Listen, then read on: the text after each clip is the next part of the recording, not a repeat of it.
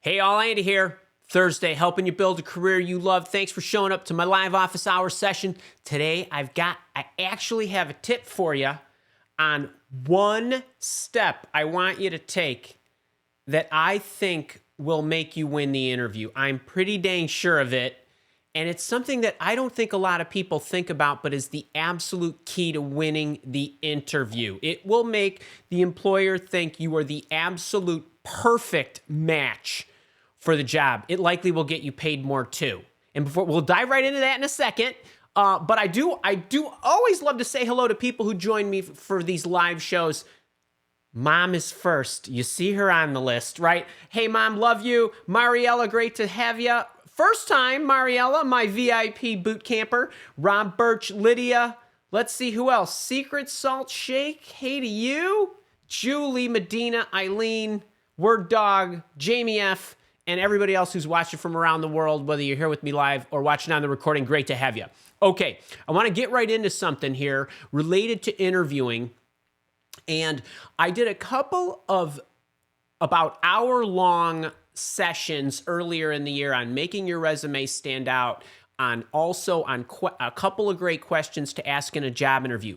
Today, it's going to be like a compressed Reader's Digest, Cliff Notes, whatever the kids are calling it these days, Spark Notes session of that, because I want to draw your attention to something. And on Tuesday, just a couple days ago, I put a video out on a tactic I want you to change when you're interviewing with senior executives. And if you haven't checked that video out, it's about 6 or 7 minutes. Check that out because there's a really good technique there. But the reason I mention that video is because on that video, there was a member of my job search coaching program. She's also a leader as well, Artie Sharma, who asked me this question. And this is really, really important. Say, hey, Andy, you look as lively as always. Well, thanks, Artie, if you're here.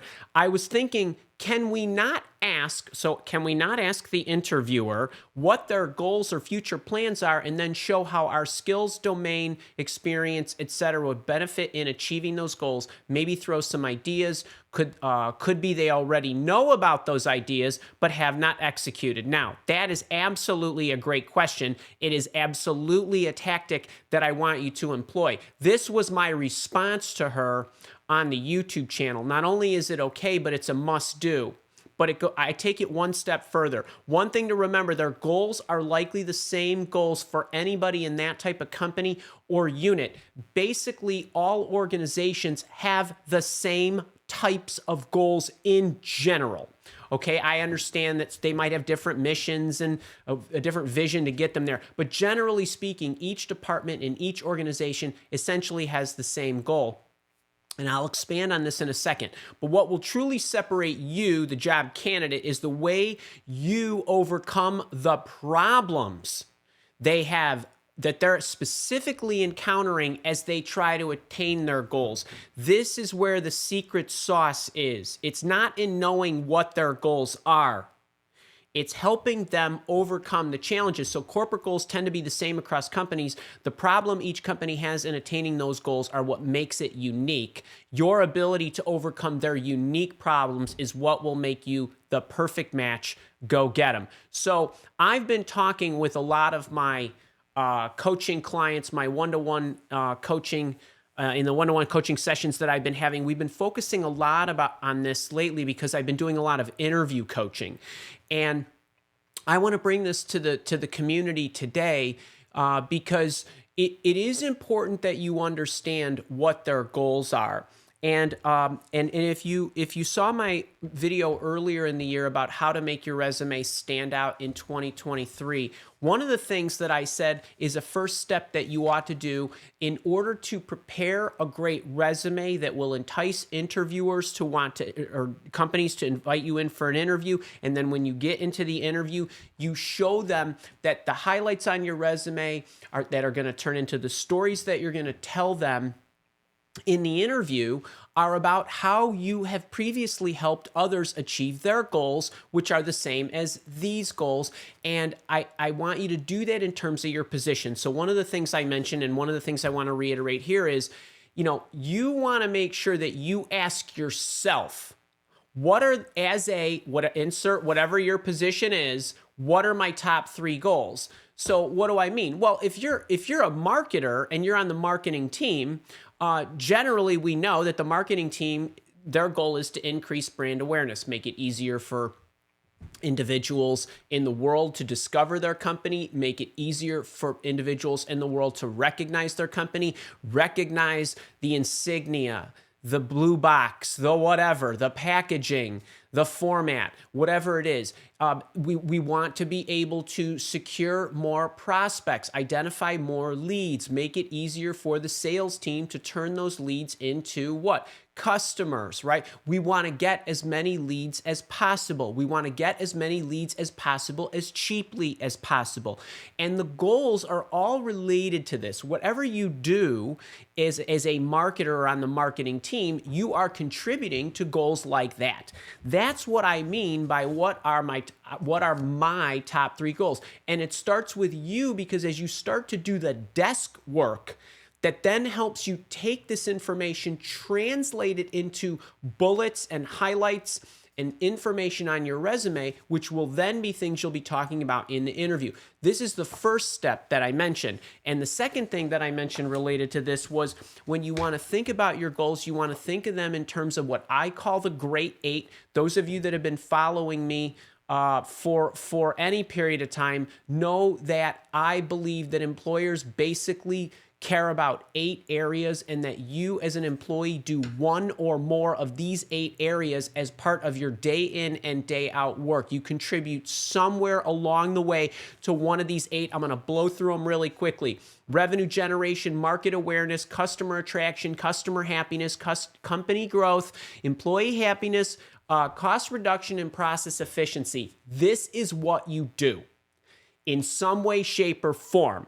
You might not be on the tip of the sword, meaning you might not generate revenue as a result of being a salesperson who stamps a new contract, but maybe you're the engineer that supports the sales process. Maybe you're the person in charge of managing the proposal development. Maybe you're the person who's in inside sales. Maybe you're the person who does research to figure out new prospects for the salespeople to go out and speak to. In some way, shape, or form, you all do at least one of these. And so when you're thinking about your goals, you're gonna think of them in terms of these great 8 areas. And when you're packaging your resume, the highlights and the bullets on your resume should address one of these 8 areas, because if it doesn't do that, you're not really speaking about the value you're contributing. You're speaking more to the activity you're performing, which is less powerful. All right, so you think about your goals, you think in these terms, and you give yourself a running start. And if you need a little bit, one extra scoot to think about, well, what could those goals truly be? You can ask yourself 3 questions. What are my or my team's goals, right, in general? Well, I might be on the marketing team, but my goal is to write good copy for the social media messages that we're going to be putting out there. Fine, but that social media message is going to be used to circulate online to attract people, because what? People buy what's in front of them online most of the time this century. Right, kind of thing. All right, well, all right, your goal is contributing to that. Maybe you actually have a specific job description, that's JD, that has objectives on it. I hope I don't have any misspellings. I scratched these cards at about 15 minutes before we got to the session. I thought I need to give them a lesson today. So all this was whipped up in the last 15 minutes. So specific objectives on a job description. So maybe you can see specifically what the employer wants you to do, what you'll be responsible for. They might be citing an activity, but you know that's going to lead into a goal attainment. Right? So be thinking in terms of ultimately what's the value I'm going to be contributing. Or another thing you could do from your desk, even if you don't have opportunities identified yet that you have interviews for, if I'm a project manager, go get project manager descriptions across different types of what?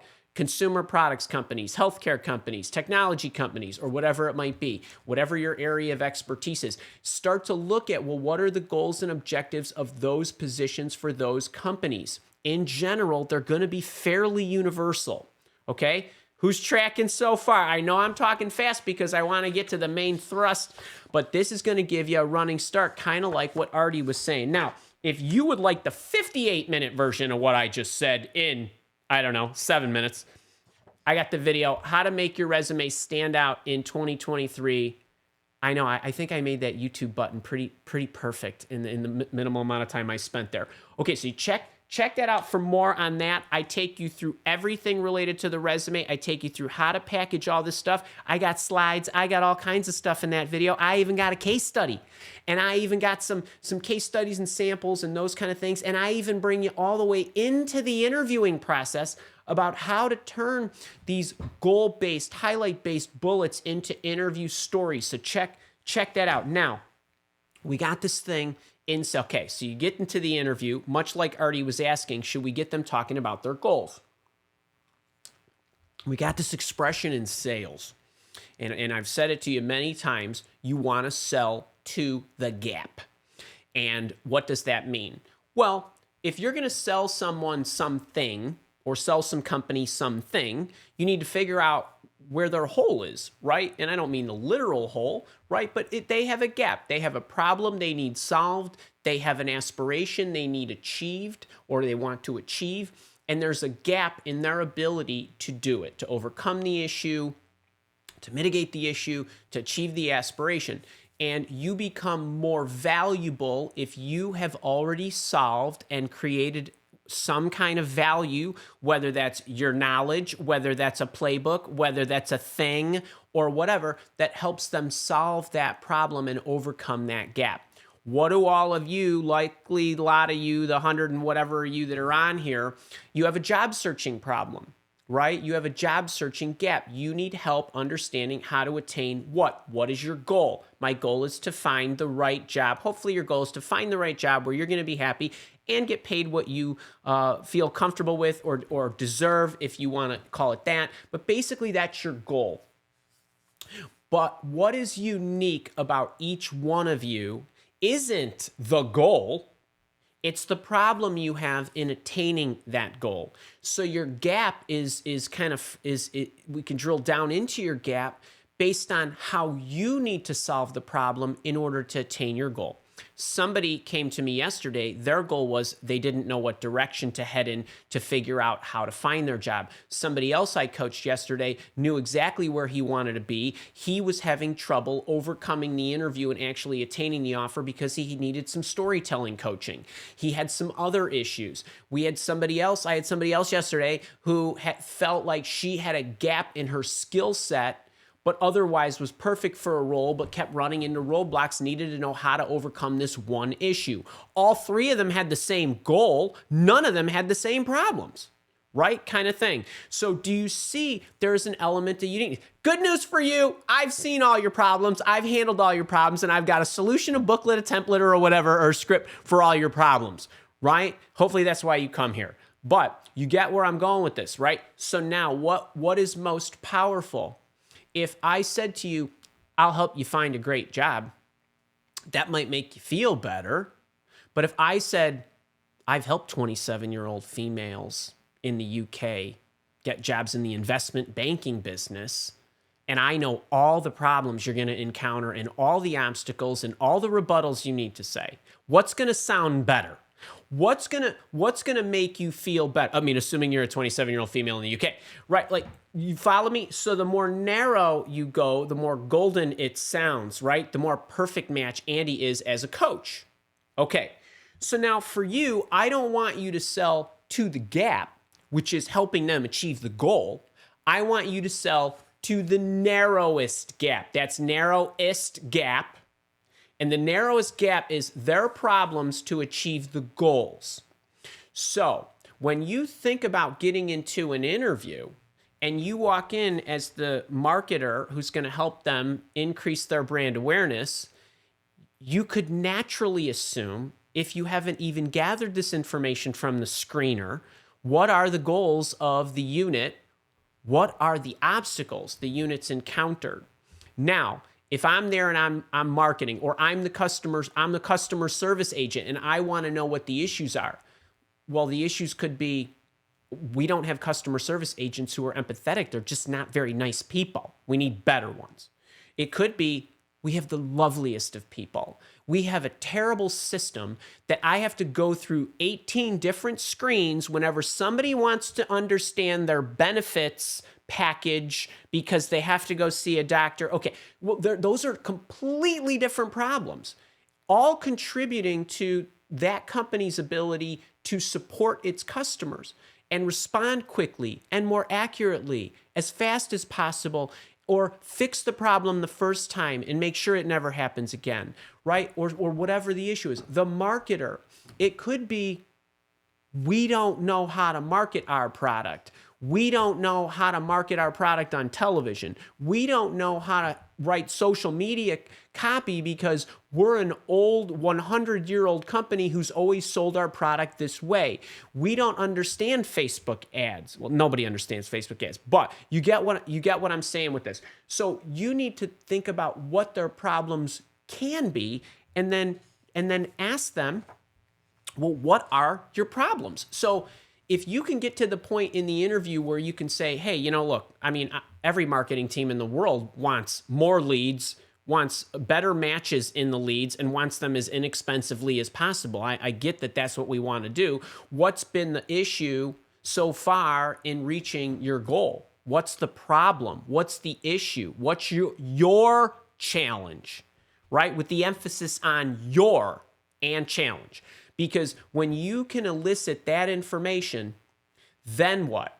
Then you can speak to how you specifically understand how to handle that unique problem, which is specific to them. Not a general problem that everybody has, but their specific problem. So this is what's going to elevate your match in their mind. It isn't necessarily who's the better candidate or who's got more experience. It's who zones in on the bullseye and talks specifically about what they want to speak about. Job searching is incredibly hard. It doesn't matter what the market is. It doesn't matter who it's in favor of, whether it's the employer or the employee. But when you get into the interview, this aspect of getting yourself into the right spot to discuss the things that will be music to their ears is a very simple concept. And even if you haven't studied all my storytelling techniques and all that other stuff, if you could just get on the playing field talking about their specific problems, and even if they're asking you stupid behavioral interview questions that have nothing to do with anything, right? And they're asking you about a time when, and you're having to deal with all that nonsense, eventually you're going to get to the point where you get to ask a question. And when you get to the point where you get to ask a question, that's the question I would ask first. The second one might be, what does success look like? That's another one that will yield good information. But if I'm so pressed for time and I want to get right to the heart of what you need, that's where I'm going. And what you can do is spend some time, you know what I'm going to tell you next, right? Spend some time thinking about all the problems that they could possibly have. People say, well, I don't know what the problem, it doesn't matter. There's a finite list of issues that they're going to have related to their ability to accomplish whatever the more likely goal is. If any of you tell me what it is you do, I can tell you what the top 10 problems are going to be for that job, right? So you, as somebody who is an ace at what you do, or even if you're not an ace at what you do, you can research, you can Google, you can chat GPT, you can talk to people, you can talk to me, right? And figure out what the most common problems are. Here's the beautiful kicker. If you can get them talking about their problems and you ask them that and they start telling you what their problems are, you don't even have to have implemented or solved that problem as long as you are aware that that problem can be solved and have some high-level ideas about how your company or your team solved them. They will infer that you know how to do that. Okay, so let's say you were on the marketing team and your job was to write copy for campaigns that you were going to run, but you didn't run the campaigns and you did them a certain way, or your company did them a certain way. If somebody says, well, our problem is we're not really sure how to run campaigns related to this. We don't seem to get a high response rate. You can say, oh, well, when I was at whatever company, insert company here, we did this. Have you tried that? You're already racking points up. You didn't even have to be the person who did it. The fact that you are just familiar with the techniques and the process, and likely, even if it was a black box, we did this and this is what happened. And I know that we, executed it this way, or we did this and that. You will rack up tremendous points if you are able to get them into this area where you can focus on it and show them what you know and how you've solved that problem. There are problems, and you don't even need to have done it exactly in one project or specifically the way the issues they have. The fact that you understand the concepts and you at some point or another have some exposure to the solutions will make them feel awesome about you. The fact that you got the discussion into this spot in and of itself will be a feather in your cap. So I want you to make sure that you are taking this step. And of course, then what you're going to do is then you can go into the storytelling techniques that I've provided in umpteen other videos about what the context was related to your goal, what your approach was, what the result was, and all that other good stuff. But get them talking about this. If you want to know exactly the different techniques I've offered up and how to get them into that area to talk about their problems, guess what? Got another video, 2 questions to ask in a job interview that will get you hired. And this is about another probably, several minute video that goes into how to do this, how to think through it, and then how to tell your stories in the wake of surfacing these problems. So I wanted to come today with a little package for you, but this is the big deal. Just to recap it very quickly though, the 1 step, get them talking about their problems, because their problems are what is unique to them. They will feel you are a better match if you understand and have overcome their problems in some way. And even if you have not done it exactly the way they need to do it, the fact that you understand what their issues are and that they can be resolved and you have an idea of how to do that will win the day. Okay, that's that. If you enjoyed that little pack, make sure you click the like button, share this video. There's a lot of people that need help. If you're here with me live, we're going to the Q&A. If you're watching this on the recording, I'll see you next week.